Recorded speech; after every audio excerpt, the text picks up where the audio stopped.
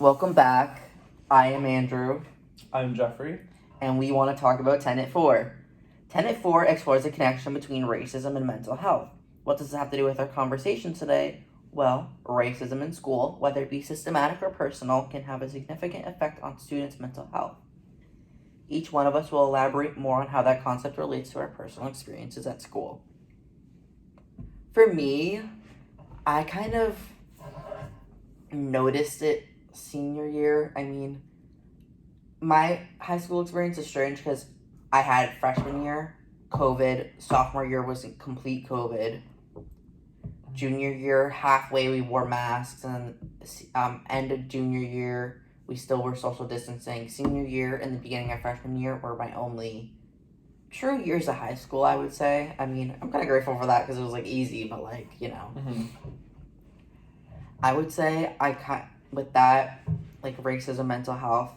I've talked about this many times before in class, but my friend Chanel, they are non-binary and they are from Brazil. They came to America in ninth grade with their father to study at an American high school and graduate with an American diploma. At first, I didn't really like them. I thought they were kind of annoying. But I was quick to judge because when we had a class together, I got to know them more. And I will say this, they were one of my, sophomore year, one of my favorite people I ever got to hang out with. I was very appreciative of our friendship, even though we didn't talk all the time. There was always I felt like a mutual understanding of caring for each other.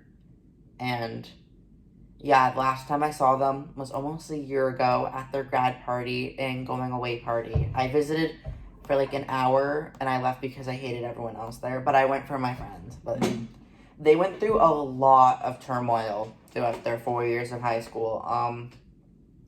They dealt with a lot of racism, a lot of attacks on their body because they didn't shave their leg hair, and they got a lot of hate for that. They got a lot of unnecessary flack for not standing for the flag. They didn't stand for multiple reasons. One being they didn't want to support a patriotism thing when the act of racism within this country was actively hurting them and other people they knew.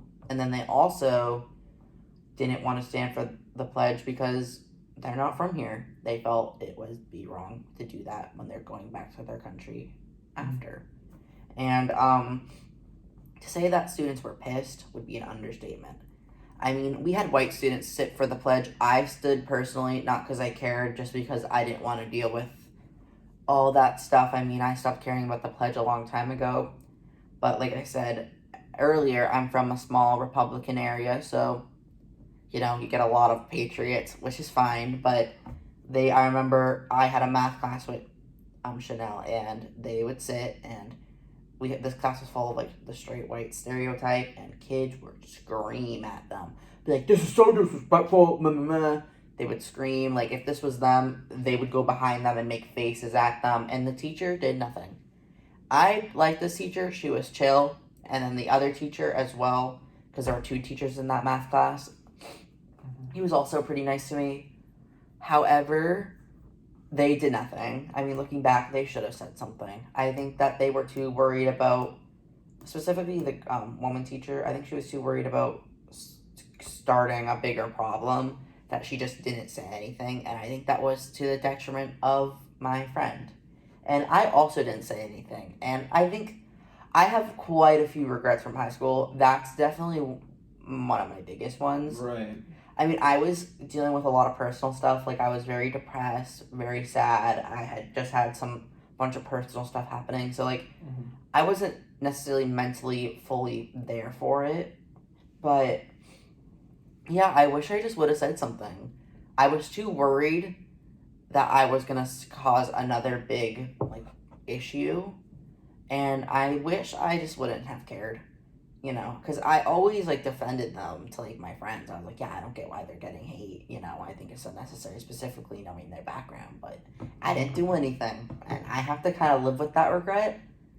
But also, I don't think me saying anything would have changed anything, but it would have been the fact that someone vocally would have said something. Even if I told them outside of class I completely supported what they were doing. Yeah. I didn't use my voice to be like, guys, relax. I remember one time I snickered at something they said because I was uncomfortable, and I was like, yeah. And I shouldn't have done that. I mean, I think the whole point of learning is to do better, and I think I just should have done better. Right. Yeah, definitely. Self-reflection is definitely a very important thing, especially on the topic of like racism and like cultural responsitivity or just responsitivity to like things you're not used to in general. Like, I just think definitely like self-reflection is very important. Now, for my school personally, as I said before, like I didn't really see much of racism, and I know that might be from like a white perspective, but the sense I really got is that like all kids were treated equal, not the same though. There's a difference because some like colorblind schools or like colorblind communities like treat people like the same, basically like, oh, you're all the same, and like it kind of hurts students or like people that are part of like minorities because like they don't feel like they are seen by the communities or schools they're a part of.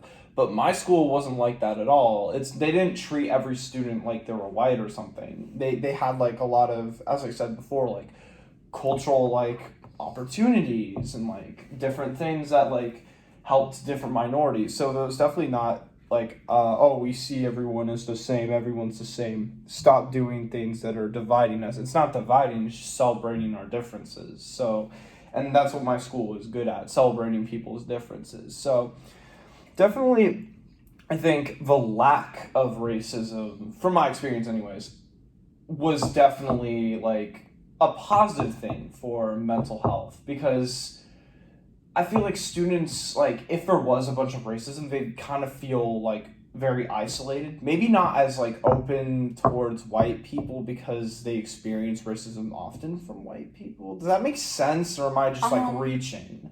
I feel like maybe you're reaching a little I'm bit. not trying to be like.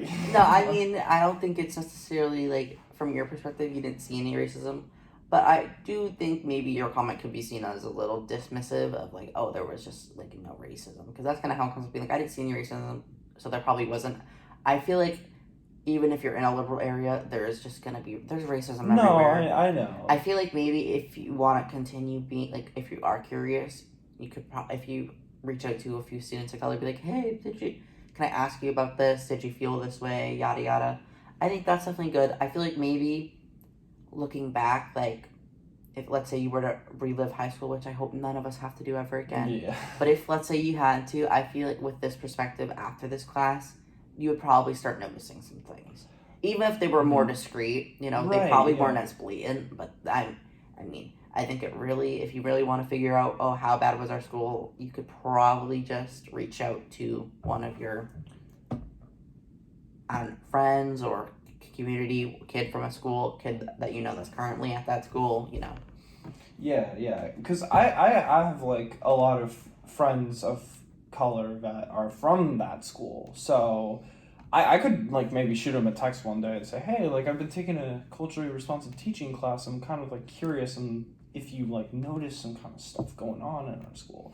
It's kind of interesting it would be kind of interesting to learn about. I don't know, but yeah, definitely as I like circling back to my point about self-reflection, like, see, I know I need to kind of self-reflect on like what I'm doing, yeah, but like I at least like I've been saying like, oh, it could be just because of my white perspective though, but like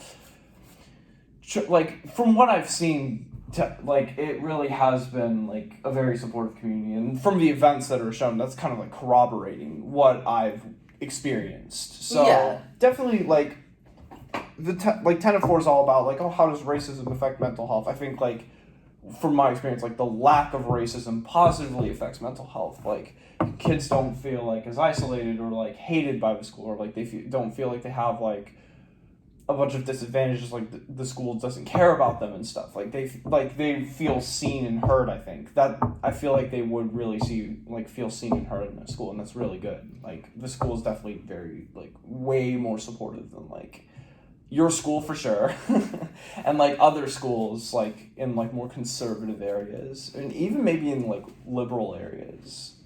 Yeah, I mean, going back to my friend, yeah, I remember they didn't feel super supported by the school or understood.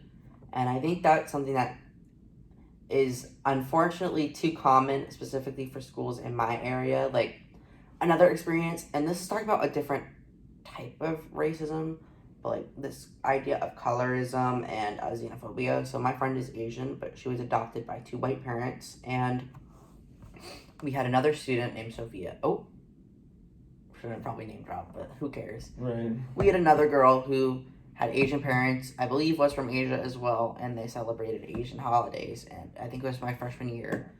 She looks at my friend and she says, after they had a conversation about whatever, she says, "Oh, well, it's not like you're a real Asian anyway, considering like degrading her because your parents are white and mine aren't." And I remember that did affect my friend's mental health.